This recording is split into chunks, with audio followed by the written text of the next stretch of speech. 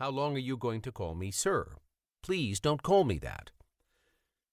Their growing mutual affection notwithstanding, India's extremely rigid class distinctions effectively prevent Ratna from venturing to cross the strict traditional social barrier separating them from each other, and she ultimately quits her job and moves out of Ashwin's apartment. The film ends, however, with her hesitantly picking up her ringing cell phone, hearing Ashwin's voice, and after a long, resounding silence, finally uttering his name. The subtle, yet unmistakably fundamental socio-semiotic contrast between using someone's title and his or her proper name is likewise highlighted by the following exchange between President Andrew Shepard and his chief of staff, as well as old buddy A.J. McInerney, in Rob Reiner and Aaron Sorkin's The American President. A.J.M. Good night, Mr. President. A.S. A.J. A.J.M. Yes, sir. A.S. When we are out of the office and alone, you can call me Andy. A.J.M. I beg your pardon. A.S. You were the best man in my wedding, for crying out loud. Call me Andy. A.J.M. Whatever you say, Mr. President. Imagine also in this regard the following hypothetical situation, ponders law professor Rosanna Summers, in which Frank and Ellen meet at a night course and end up getting drinks together after class several times. The drinks start to feel like dates, so Ellen asks Frank if he is married, making it clear that adultery would be a deal-breaker for her. Frank is married, yet lies and says he is single.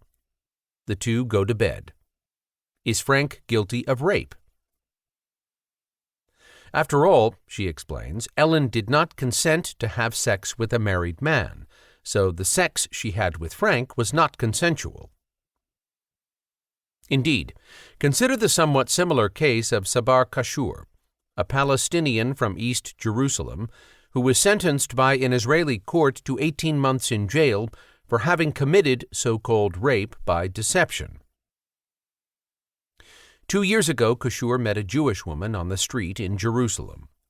He worked as a messenger for an Israeli law firm and, like some other Palestinians looking to integrate more effectively into Israeli society, had assumed the identity of a Jew. He called himself Dudu, a common Israeli name.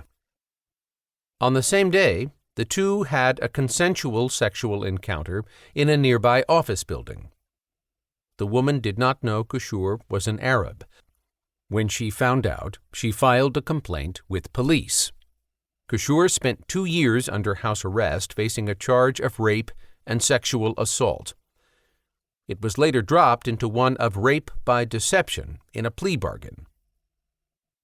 In his verdict, Judge Zvi Siegel wrote, "If she hadn't thought the accused was a Jewish bachelor, she would not have cooperated."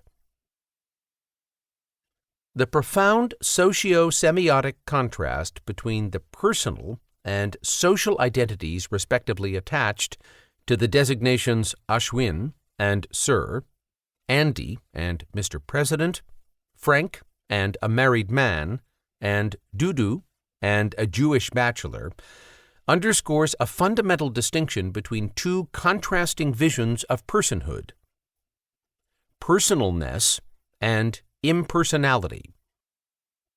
And when Ratna finally utters Ashwin's name, it basically marks the symbolic transformation of an essentially impersonal relationship between two unspecified and thereby generic individuals, an employer and an employee, into an effectively personal relationship between two specific ones, Ashwin and Ratna.